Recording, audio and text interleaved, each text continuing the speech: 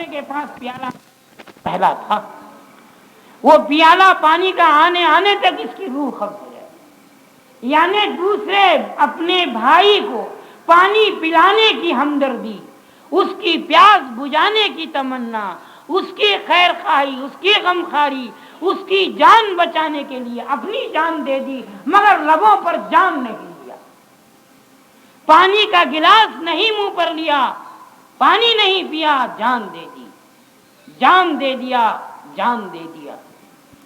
یہ تھے مسلمان، اس کو کہتے ہیں ہمدردی۔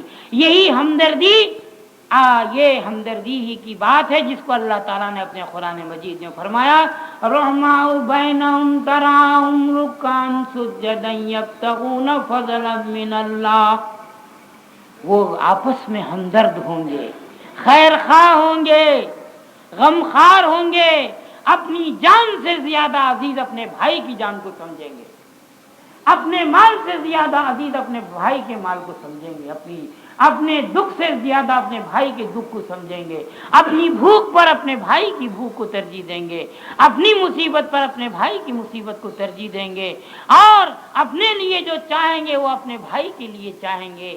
یہ ہمدردی، وہ خیر خواہی ان مسلمانوں کے اندر تھی۔ کاش آج 100 کروڑ مسلمان اس روئے زمین پر بستے ہیں، 100 کروڑ۔ خود ہمارے بھارت میں، ہندوستان کے اندر 16 کروڑ مسلمان ہیں۔ یہ رپورٹ جو دی جاتی ہے 8 کروڑ کی، یہ غلط ہے، 16 کروڑ مسلمان ہیں۔ اور اتنے ہیں مسلمان کہ الیکشن میں وہ چاہیں گے تو جس کو چاہیں اپنے ووٹ سے حکومت پر لا سکتے ہیں، اور جس کو چاہیں اپنے ووٹ سے حکومت سے باہر نکال پھینک سکتے ہیں۔ اتنی بڑی طاقت ہے مسلمانوں میں۔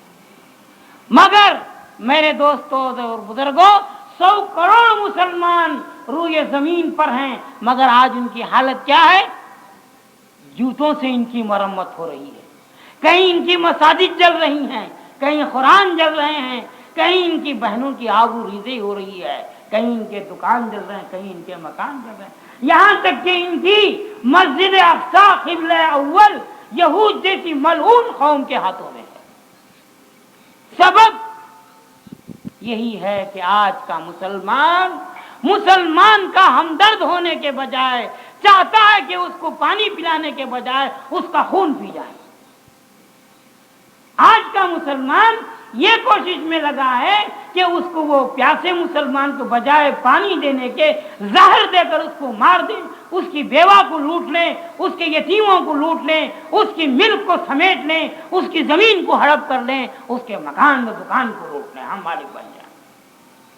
وہ پانی پلانے کے لیے اپنی جان دے دیتے تھے، اور آج کا مسلمان پانی پلانے کے بجائے اس کا خون پینے کو تیار۔ یہی وجہ ہے کہ آج اس پر ذلیل قومیں، نیچ قومیں اس کو جوتے سے خبر لے رہے ہیں۔ بہن بہن کا خون پینے کو تیار ہے، بہو ساس کا خون پینے کو تیار، ساس بہو کا خون پینے کو تیار، چھوٹا بھائی بڑے بھائی کا، بڑا بھائی چھوٹے بھائی کو پر گولی چلانے کو تیار۔ جی، پڑوسی کو اس تاپ پہ لگا ہوا ہے، کب اس کو گھات لگا کے مار دوں، کب اس کی جان ضائع کر دوں، کب اس کی ملک و املاک پر، اس کی آبرو و عزت پر قبضہ کروں۔ یہ آپ کے مسلمان کی صفت ہے یا نہیں؟ آپ بتائیے، اللہ کے گھر میں بیٹھے ہیں۔ آج کا مسلمان بجائے پانی پلانے کے خون پینے کو تیار۔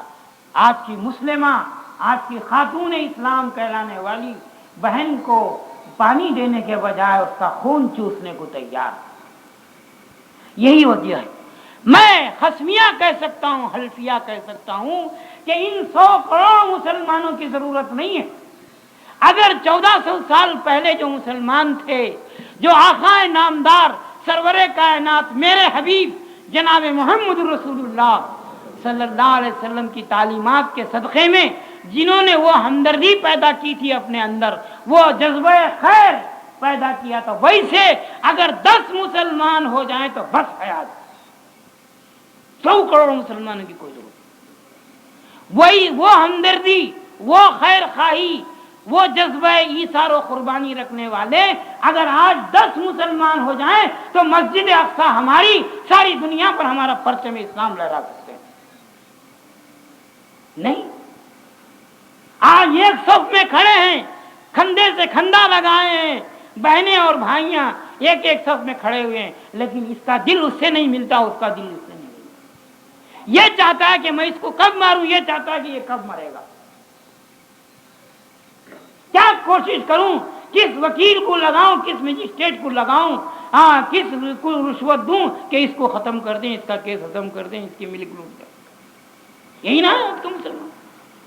माफ कीजिए, हमारे मैसूर की तरफ ऐसे मुसलमान इस गुजरात की तरफ वैसे नहीं होंगे। मैं अपने मैसूर के हाल पर रो रहा हूं। गुजरात में ऐसे लोग नहीं होंगे, समझे मेरे दोस्तों और बुजुर्गों। हमारे मैसूर, बेंगलुरु, मद्रास की तरफ आज हम ये हाल देखते हैं कि भाई भाई का खून पीने को तैयार, बहन बहन का खून पीने को तैयार। अभी कुछ दिन पहले डिप्टी कमिश्नर थे एक मोहम्मद अहमद, उनके 2 लड़के छोटा भाई बड़े भाई पर गोली चला दी, समझे आप, छोटा भाई बड़े भाई पर गोली चला दी। कहीं कोई भाई किसी भाई पर छुरा चला दिया, कहीं कोई बहन किसी भाई पर, कोई भाई किसी बहन पर छुरी मार दी। चलते मारना, ये मुसलमान है आज के। बताओ हम कमजोर होंगे या ताकतवर होंगे, रौबदार होंगे? हम मुश्रिकीन पर भारी होंगे या हल्के पड़ेंगे? जब हमारे अंदर हमदर्दी का जज्बा ही नहीं तो हम मुसलमान कैसे होंगे? अल्लाह ताला ने तो फरमाया, मोहम्मद रसूलुल्लाह वल्लज़ीना माहु अशिद्दाउ अलल कुफ्फार रहमाउ बैनहुम तराहुम रुक्कान सुज्जदन यब्तगून फज़लन मिनल्लाहि व रिज़वाना सीमाहुम फी वुजूहिहिम मिन नसरिस सुजूद ज़ालिका मसलुहुम फित तौरात व मसलुहुम फिल इंजील। कुरान अजीज ही में नहीं, इससे पहले जो किताबें नाजिल हुई, तौरात, इंजील और ज़बूर, उनमें भी हमने आखाए नामदार की उम्मत की अलामतों का जिक्र कर दिया कि वो आपस में हमदर्द होंगे, कैफा होंगे, बेहिखा होंगे। हाँ, ये उनकी बात होगी। वो मैदान जंग में दूसरे को पानी पिलाने वाले और दूसरे को पानी पिलाने की फिक्र में अपनी जान दे देने वाले। कुरान अजीज के अंदर बहुत से वाक़ियात और अहादीस नबविया के अंदर बहुत से वाक़ियात हैं जिसको आपने उलमाए दीन मतीन से सुना और सुनते रहेंगे, क्योंकि आप लोग बहुत आशिकुल वाइज़ीन हैं, वाज़ व नसीहत से बड़ी मोहब्बत रखते हैं आप लोग, उलमा से बड़ी मोहब्बत रखते हैं। यहाँ के बहनों में, भाइयों में हमने ये जज्बे को बड़ा पाया। कल ज़ोहर के बाद भी बयान रहा, असर के बाद भी रहा, मगरिब के बाद भी रहा, इशा के बाद भी रहा, और आज भी यही कैफियत रही खाकसार की। घर घर बयान होता रहा, बहनें सुनती रहीं, भाई सुनते रहे। ये ईमान का तकाजा व जज्बा। आप सुनते रहते हैं, लेकिन मैं आपको इशारतन याद दिला दूं कि वो कैसे हमदर्द थे, वो कैसे कैसे लोग थे। आपने सुना है अबू तलहा और उम्मे सलमा का वाक़िया कि मेहमान आए हैं, हुजूर ने कहा है कोई इसको ले जाने वाला, मेहमान की मेहमान नवाजी करने वाला, तो अबू तलहा तैयार हो।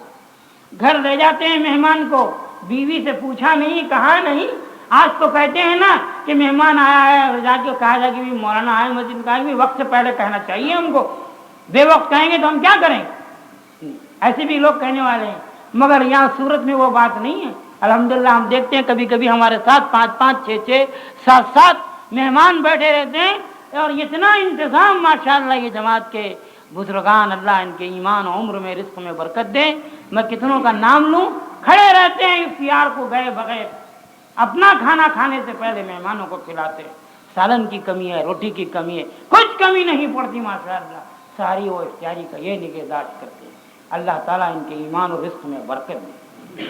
मगर कहने वाले बात क्या कहते हैं, तुम्हें वक्त से पहले ही इत्तला दीजिए, बेवक्त आए तो होटल जाइए।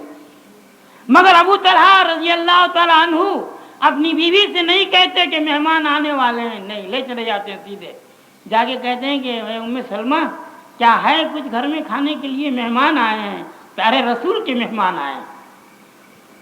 हाँ, वो कैसी खातून इस्लाम थी, कहते हैं कि भाई कुछ, कहते हैं कि हाँ ज़रूर है, बच्चों के लिए कुछ खाना मौजूद है, मगर मेहमान जब आ गए हैं तो वो हमारे बच्चों से भी ज़्यादा अजीज है। हम अपने बच्चों को थपक कर भूखा सुला देंगे, मेहमान को खिला देना। कैसी माँ होगी वो, कैसी मानता होगी।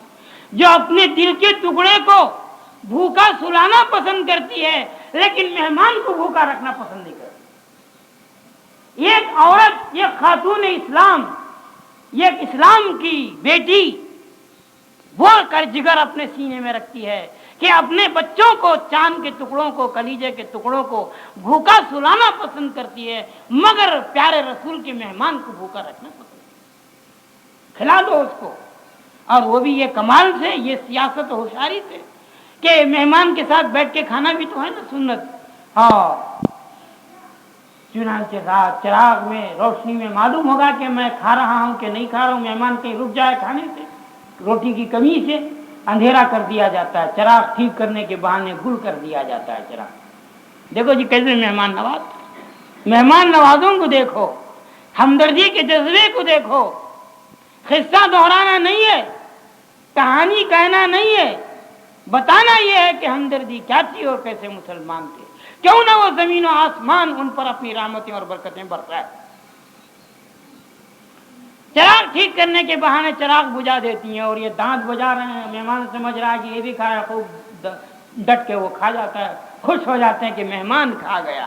بیوی بھوکی، شوہر بھوکا، بچے بھوکے، سارا گھر کا گھر بھوکا سو گیا. پروردگار جبرائیل امین کو بھیجتا ہے، وَيُؤْثِرُونَ عَلَىٰ أَنفُسِهِمْ وَلَوْ كَانَ بِهِمْ خَصَاصَةٌ. سلام آتا ہے آسمان سے، ساتوں آسمان کی بلندی سے اس خاتون اسلام، اس فرزند اسلام کو سلام آتا ہے. اور ان کی شان میں کہا جاتا ہے وہ کیسے مبارک لوگ ہیں جو اپنی بھوک پر غیر کی بھوک کو ترجیح دے رہے ہیں، بھوکے رہ کے دوسرے کو کھلا رہے. قرآن عزیز کے سینے میں آج تک ان کی شان میں نازل کردہ آیت موجود ہے، رہتی دنیا تک رہے گی. وہ حضرت ابو طلحہ رضی اللہ تعالی عنہ اور ان کی زوجہ حضرت ام سلمہ رضی اللہ تعالی عنہ، یہ وہ لوگ ہیں. کہنے والا شاعر بھی تو کہا ہے نا، بھوکے رہتے تھے خود ہی اوروں کو کھلا دیتے تھے، بھوکے رہتے تھے خود ہی اوروں کو کھلا دیتے تھے. کیسے صابر تھے محمد کے گھرانے والے، کیسے صابر تھے محمد کے زمانے والے. یہ وہ تھے جی، یہ وہ شان تھی. بتاؤ آج ہم ڈکار دے رہے ہیں، ڈکار پر ڈکار کھا رہے ہیں، مگر ہمارا پڑوسی بھوکا، پڑوسی کی کوئی خبر نہیں. ہمارے دائیں بائیں کتنے بیوہ و یتیم، ہمارے محلے ٹولے میں کتنے بھوکے، اور ہماری حالت کیا ہے کہ کسی کی کوئی پرواہ نہیں، کسی کی کوئی خبر نہیں. ہمارا بھائی بھوکا. ارے کتنی ناخلق اولاد ایسی بھی ہم نے دیکھی ہے اس دنیا میں جو ڈٹ کے کھا رہے ہیں اور اپنے باپ کو بھوکا ڈال رہے ہیں، اپنی ماں کو بھوکا رکھ رہے ہیں. اور کتنے کمبخت نوجوان ایسے ہیں جو اپنی بیوی کو گھر میں بھوکا رکھیں اور باہر کی بازاری عورت کو کھلا کر بازار میں گھما رہے ہیں. گھر میں بیوی جس کو اللہ نے آیت کلام پاک کے صدقے حلال کیا، جس کی ذمہ داری کو ہم نے مجلس میں بیٹھ کر قبول کیا، وہ گھر میں بھوکی ہے، اس کے بدن پر ٹھیک سے کپڑا نہیں ہے اور یہاں داشتہ ہے، رنڈی ہے، بازار میں لیے گھوم رہے ہیں، کھلا پلا کر خوش رکھ رہے ہیں. آج کا مسلمان، معاف کیجیے مجھے، میں اپنے علاقات کی تجربے پر کہہ رہا ہوں، مجھے یہاں کا کوئی علم نہیں ہے. آج کے عام مسلمان کی حالت، گھر میں بیوی بھوکی اور باہر کی رنڈی خوش. بتاؤ یہ ذلیل ہوں گے یا جلیل ہوں گے؟ یہ رمضان کا مقصد کیا ہے؟ اس کا نام کیا دیا آقا نامدار نے؟ شہر مواسات. یہ ہمدردی کا مہینہ، غمخاری کا مہینہ، ایک دوسرے کے ساتھ خیر خائی کرنے کا مہینہ، ایک دوسرے کے ساتھ نیک سلوک، حسن و سلوک، صلہ رحمی کرنے کا مہینہ. اب 24 دن گزر گئے، 25ویں شب آ گئی. بتاؤ ہمارے اندر کتنی ہمدردی کا جذبہ پیدا ہوا ہے؟ ہم ایک دوسرے کے کتنے ہمدرد ہوئے ہیں؟ ہم ایک دوسرے کے کتنے غمخوار ہوئے ہیں؟ ایک دوسرے کی مصیبت کو دور کرنے میں ہم کتنا آگے بڑھے ہیں؟ اگر ہمارے اندر ہمدردی کا جذبہ پیدا ہوا ہے تو یہ رمضان کے 24 دن جو ہم نے پائے، اس سے فائدہ اٹھائے اور فائدہ ملا ہم کو. اگر ہمارے دل میں وہی عداوت، وہی بغض، وہی دشمنی، وہی نفرت اور وہی جو ہے بے دردی ہے، تو یہ 24 دن نہیں 34 دن بھی گزر جائے کچھ فائدہ نہیں، رمضان سے کچھ فائدہ نہیں۔ یہ شہر مواسات ہے، علماء دین بیٹھے ہیں، پوچھ لیجئے، اس کا نام اللہ کے نبی نے ہمدردی کا مہینہ رکھا۔ بتاؤ ہمدردی ہم نے کتنی 24 دن میں کتنی سیکھی؟ 24 کلو ملی ہے کہ 24 یونٹ ملی ہے، یا 24 پاؤنڈ ملی ہے، یا 24 تولے ملی ہے، 24 جو ہے گرام ملی ہے؟ بتاؤ کتنی حاصل کی ہے ہمدردیاں؟ اگر ہمارے اندر ہمدردی پیدا ہوئی ہے اس رمضان کے صدقے میں، دوسرے کی بھوک کا احساس، دوسرے کی پیاس کا احساس اور دوسرے کی جو ہے حالتوں کا احساس اگر معلوم ہے، ہوا ہے احساس، تو ہم کو صحیح معنوں میں رمضان کا فائدہ ہو، اور ہم صحیح معنوں میں اشرف المخلوقات کہلانے کے حقدار ہیں۔ ہم جنات پر بھاری ہیں، ہم فرشتوں سے زیادہ عزت والے ہیں، آسمان سے بھی عزت والے، سورج سے بھی عزت والے، چاند سے بھی عزت والے، زمین سے بھی عزت والے، یہ تمام ہمارے غلام ہیں، یہ سب ہمارے لیے پیدا کیے گئے ہیں۔ جیسا کہ علامہ اقبال نے کہا، نہ تو زمین کے لیے ہے نہ آسمان کے لیے، جہاں ہے تیرے لیے تو نہیں جہاں کے لیے۔ ہاں،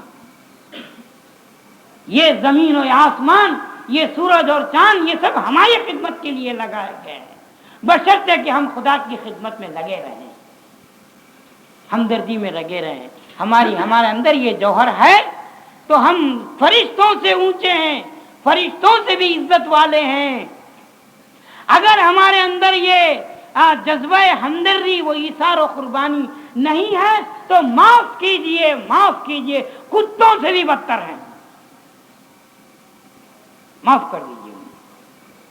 اگر یہ ہمدردی کا جذبہ ہمارے اندر ہے اور رمضان سے ہم نے سیکھا ہے تو ہم فرشتوں سے بھی اونچے ہیں، صاحب عزت ہیں، اشرف المخلوقات کہلانے کے حقدار ہیں، خیر الامت کہلانے کے حقدار ہیں۔ اگر یہ جذبہ ایثار و قربانی نہیں ہے تو نجس جانور سے بھی بدتر ہے۔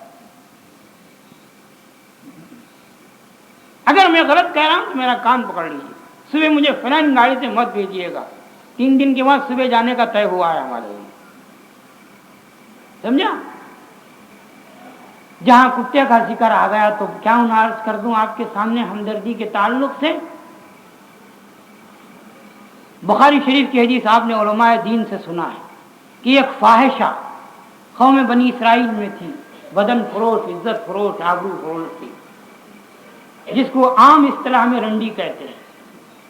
اس نے دیکھا ایک مرتبہ ایک کتا کنویں کے پاس زبان نکالے ہوئے پیاس میں پریشان، پراگندہ مصیبت ہے، اس نے اس کتے کو دیکھا تو اس پر بڑا ترس آیا کہ یہ کتا پیاس کی وجہ سے پریشان ہے، کیا ہی اچھا ہوتا کہ میں اس کو پانی پلا دوں۔ رحم آ گیا اس کو، اور اس نے اپنے دوپٹے کو پانی میں ڈال کر یا اپنی جوتیوں کے ذریعے پانی نکال کر یا جیسے بھی ہو پانی نکالا کسی ترکیب سے اور کتے کو پلایا، اور کتا پی کر سیر ہو گیا اور خوش چلا۔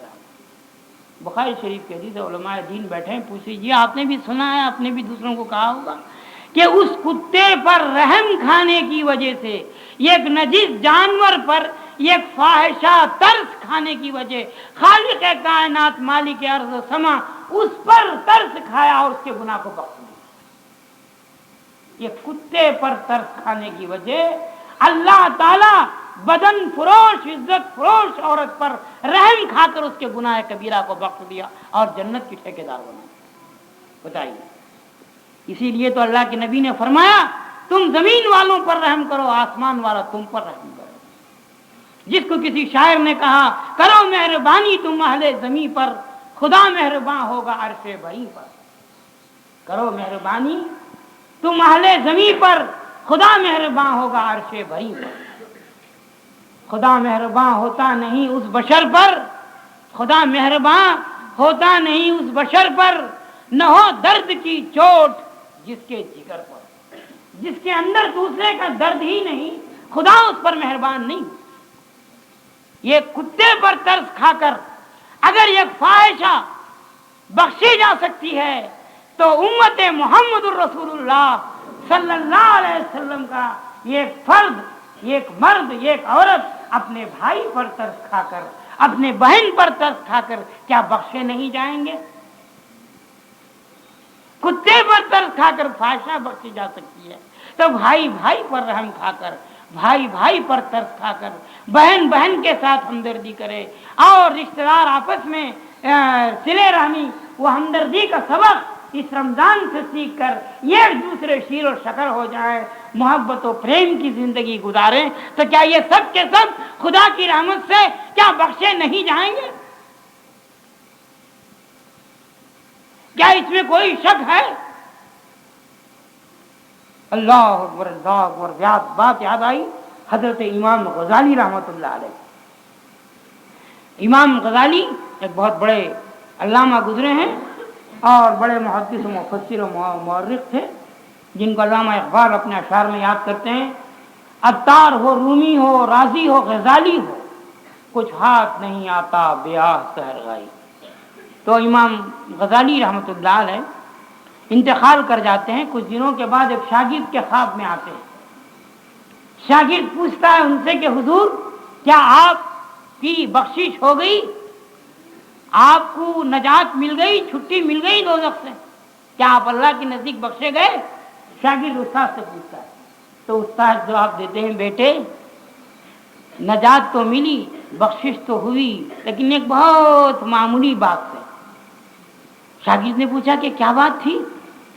आप तो बड़े बड़े काम किए हैं, आप कुरान पाक की तफसीर लिखे हैं, बड़े मुफस्सिर हैं, बड़े अल्लामा हैं, बड़े बड़े आपने दीन के खिदमात अंजाम दिए हैं, फिर मामूली क्या बात थी? कहा बेटे, जब मैं लिखने के लिए बरू का कलम, यानी वो लकड़ी के कलम होते थे पहले, आज के पेन यानी ये सब नहीं होते थे, वो कलम दवात में रोशनाई में इंक में डुबा कर जब मैं वो लकड़ी उठाया लिखने की, कलम उठाया, तो एक मक्खी आकर के मेरे कलम पर बैठ गई और बड़ी प्यासी थी और वो स्याही पीने लगी, रोशनाई पीने लगी। मैंने देखा कि ये कितनी छोटी मखलूक है और कैसी प्यास की वजह से बेताब है, अपनी जान का तक इसको खतरा नहीं है कि ये बैठकर पी रही है। तो मैं बगैर कलम को हरकत दिए ऐसे ही रोके रखा, उड़ाया नहीं, उसको हाँका नहीं कि ये पानी, ये स्याही पी कर प्यास बुझा ले।